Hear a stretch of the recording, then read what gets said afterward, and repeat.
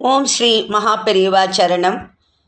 மகாபெரிவா மகிமையில் இன்றைக்கி ஒரு அருமையான அற்புதம் சொல்லலான் இருக்கேன். ஒரு சமயம் காஞ்சிபுரத்துக்கு மார்வாடி ஒருத்தர் குடும்பத்தோடு வந்திருந்தார். மகாபெரிவாளை பற்றி அவருக்கு பெருசாக எந்த விவரமும் தெரியாது. காஞ்சிபுரத்தில் உள்ள கோவில்களை தரிசிக்கவும் காமாட்சி அம்மனுக்கு தன் வேண்டுதலாக குறிப்பிட்ட தங்கத்தை செலுத்தவும் தான் வந்திருந்தார் அந்த மார்வாடி. வந்த இடத்தில் காமாட்சி கோவிலுக்கு போகும் சமயத்தில் கொஞ்சம் நேரமாகிவிடவே நடை சாத்திவிட்டதால் அங்கே இருந்த ஒருவர் சொன்னதை வைத்து ஸ்ரீமடத்துக்கு மகாபெரிவாளை தரிசிக்க வந்திருந்தார். கோவில் நடை திறக்கும் வரை எங்கேயாவது சென்று நேரத்தை வீணாக கழிப்பதை விட மகானை தரிசித்தால் புண்ணியம், நேரமும் வீணாகாது என்ற எண்ணம் அவருக்கு. ஸ்ரீமடத்துக்கு அவர் வந்த சமயத்தில் கூட்டம் கொஞ்சம் குறைவாகத்தான் இருந்தது. மெதுவாக நகர்ந்த வரிசையில் நின்று கொண்டிருந்த அந்த மார்வாடி தன் முறை வந்ததும் மகாபெரிவா முன் விழுந்து நமஸ்கரித்தார்.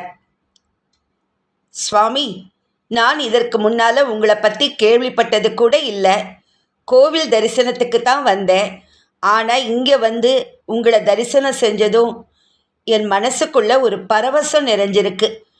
உங்களுக்கு ஏதாவது கைங்கரியம் செய்யணும்னு எனக்கு தோணுது. ரொம்ப செழிப்பாக சொன்னார் அந்த மார்வாடி. கரம் உயர்த்தி அவரை ஆசிர்வதித்த மகான் சொல்கிறார், கொஞ்ச நேரம் மடத்திலேயே இரு, நீ செய்ய வேண்டியதை சொல்கிறேன் என்றார். ஸ்ரீமடத்தில் ஓரிடத்தில் சென்று அமர்ந்தது அந்த மார்வாடி குடும்பம். 1, 2 என்று கிட்டத்தட்ட 3 மணி நேரம் கடந்தது. பொறுமையாக இருந்த அவர்கள் நேரம் வேகமாக நகர நகர காமாட்சி கோவிலில் நடை திறந்து விடுவார்கள்.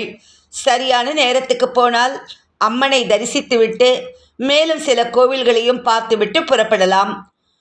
மகான் இன்னும் எதுவும் சொல்லவில்லையே என்று மனதிற்குள் எண்ணம் அலைமோத தவிப்புடன் அமர்ந்திருந்தார்கள். அந்த சமயத்தில் தன் மகளோடு வந்து மகானை பணிந்து கொண்டிருந்தார் ஒரு ஏழை. அவர் சொல்கிறார் பெரியவா கிட்ட, பெரியவா, இவள் என்னோட சீமந்த புத்திரி, மூத்த மகள். அன்றாட பாட்டுக்கே கஷ்டப்படுற சூழல். இந்த நிலைமையில் இவளுக்கு வயசு ஆகிண்டே போகிறதுனால கல்யாணம் பண்ண வேண்டிய சுமையும் சேர்ந்துடுச்சு. சொந்தத்திலேயே ஒரு வரன் இருக்குது. ஆனால் காலனா காசு கூட கையில் இல்லாததுனால போய் கேட்கறதுக்கு கூட தயக்கமாக இருக்குது. நீங்கள் தான் இவளுக்கு திருமணம் கைகூட அனுகிரகம் செய்யணும். ரொம்ப தழுதழுப்பாக சொன்னார் அந்த ஏழை.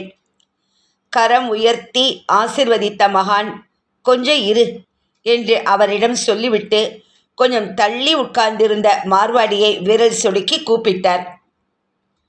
பவ்யமாக வந்த அவரிடம், காமாட்சி கோவிலில் தரிசனம் பண்ணிட்டு உண்டியலில் செலுத்தணும்னு 13 பவுன் தங்க நகையை எடுத்துக்கொண்டு வந்திருக்கிறாயே, அதை இவரிடம் கொடு. நீ நேரடியாக அந்த காமாட்சியிடமே சேர்ப்பித்த புண்ணியம் உனக்கு கிடைக்கும் அப்படின்னு சொன்னா மகாபெரிவா. இதை கேட்டதும் அப்படியே அதிர்ந்து போனார் அந்த மார்வாடி. கோவில் உண்டியலில் போடுவதற்காக தான் நகையை கொண்டு வந்த விஷயத்தை அவர் தன் குடும்ப உறுப்பினர்களிடம் கூட சொல்லவில்லை. 1 பவுன், அரை பவுன் என்று சின்ன சின்ன நகைகளாக சேர்த்து மொத்தமாக 13 பவுனை ஒரு முடிச்சாக கட்டி பெட்டியில் பத்திரமாக வைத்து எடுத்து வந்திருந்தார். அது எப்படி இந்த மகானுக்கு தெரிந்தது? காமாட்சி கோவிலில் அதை செலுத்த தீர்மானித்தது இங்கே உட்கார்ந்திருந்த நேரத்தில்தான். அதையுமல்லவா இவர் சொல்கிறார்? மனதுக்குள் கேள்விகள் எழ ஆச்சரியத்தோடு அமைதியாக நின்றவரிடம் மகாபெரிவாளே மறுபடியும் பேசினார். என்ன, காமாட்சிக்கு கொண்டு வந்ததை இந்த பொண்ணுக்கு எப்படி தர்றதுன்னு யோசிக்கிறியா? கேட்டவர் அந்த பெண்ணை பார்த்தார். உன்னோட பேர் என்னன்னு எல்லாருக்கும் கேட்குறாப்புல சொல்லு அப்படின்னு சொன்னார் மகாபெரிவா. காமாட்சி, அவள் சொன்னது அங்கே எதிரொலித்தது. மார்வாடி மட்டுமல்ல, அங்கே இருந்த எல்லாருமே ஆச்சரியப்பட்டார்கள். காரணம், அங்கே வந்தது முதல் அந்த பெண்ணோ அவளது தந்தையோ அவள் பெயரை சொல்லவே இல்லை. அப்படி இருக்க அவள் பெயரை எப்படி தெரிந்து கொண்டார் மகான்? அப்புறம் என்ன, கோவில் உண்டியலில் செலுத்த கொண்டு வந்த நகைகளை அப்படியே முடிச்சாக எடுத்து மகான் முன்னிலையிலேயே ரொம்ப சந்தோஷத்தோடு அந்த ஏழை பெண்ணிடம் கொடுத்தார் மார்வாடி.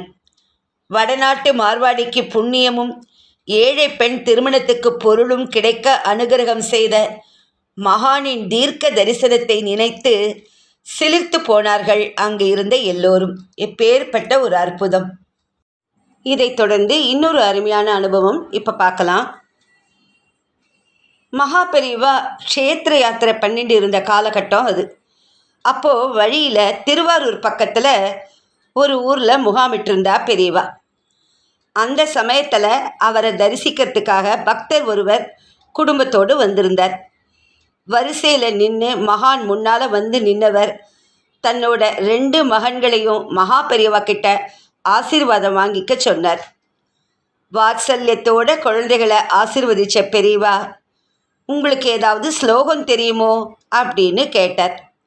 அதுக்காகவே காத்துட்டு இருந்த மாதிரி, ஓ தெரியுமே, 2 பேருமே நிறைய ஸ்லோகம் சொல்வோன்னு கோரஸாக சொன்னார் 2 குழந்தைகளும்.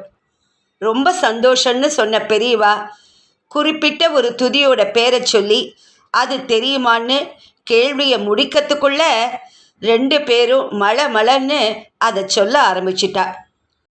ஸ்லோகத்தை சொல்லிட்டு இருந்த சமயத்தில் திடீர்னு ஒரு சிக்கல். 2 பேரில் சின்னவன் திணறாமல் யோசிக்காமல் கடகடன்னு சொன்னான்.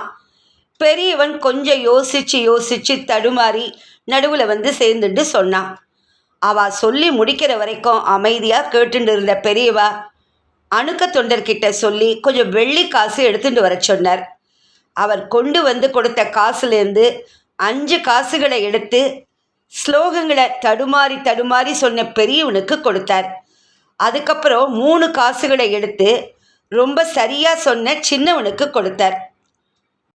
குழந்தைகள் இப்படி பெரியவா கையால் வெள்ளி காசு பரிசு வாங்கிட்டதில் பெத்தவாளுக்கு ரொம்ப சந்தோஷம். பெரியவாளை நமஸ்காரம் பண்ணிவிட்டு குழந்தைகளை கூட்டிகிட்டு புறப்பட்டா. ஆனால் அதுக்கப்புறம்தான் ஆரம்பமாச்சு ஒரு பிரச்சனை. அகத்துக்கு போகிற வழியிலேயே சின்னவன் பெரியவன் கிட்ட சண்டை போட ஆரம்பிச்சிட்டான். ஸ்லோகத்தை சரியாக சொன்ன எனக்கு 3 காசு, தப்பாக சொன்ன உனக்கு 5 காசு. பெரியவா ஏதோ ஞாபகத்தில் உன்கிட்ட அதிகமாக கொடுத்துட்டாருன்னு சொல்லி குறப்பட்டுண்டும் சண்டை பிடிச்சுட்டும் வந்தான். ஆற்றுக்கு போயும் அவனோட முனகல் தொடர்ந்தது. பெரியவனால் எதுவும் சொல்ல முடியல. ஆனால் அவன் ஒரு விஷயத்தை செஞ்சான். எந்த ஸ்லோகத்தை தடுமாற்றமாக சொன்னானோ அதை திரும்ப சொல்லி பழகிண்டே இருந்தான். இப்படியே 2-3 நாள் கழிஞ்சுது. அடுத்த நாள் பெரியவா முகாமில் இருந்து புறப்பட போகிறாருன்னு தெரிஞ்சதுனால பக்தர் மறுபடியும் குடும்பத்தோட மகானை தரிசிக்க போனார்.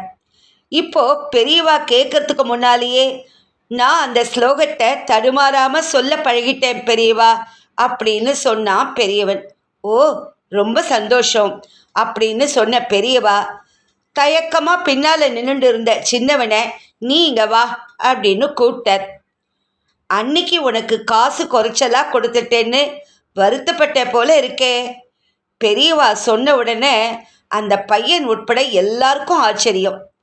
அதை விட ஆச்சரியப்படுற மாதிரி 2 வெள்ளிக்காசை எடுத்து அவன்கிட்ட கொடுத்த பெரியவா, அன்னைக்கு நான் உன்னோட தகுதியை குறைச்சி மதிப்பிட்டு காசை குறைச்சலாக தரலை.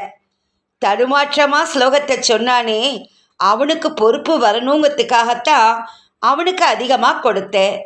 இப்போது தனக்கு அதிகம் கொடுத்துட்டா அதுக்காகவாவது ஸ்லோகத்தை சரியாக கற்றுக்கணும்னு 2 நாளில் நன்னா கற்றுண்டு வந்துட்டான் இல்லையா?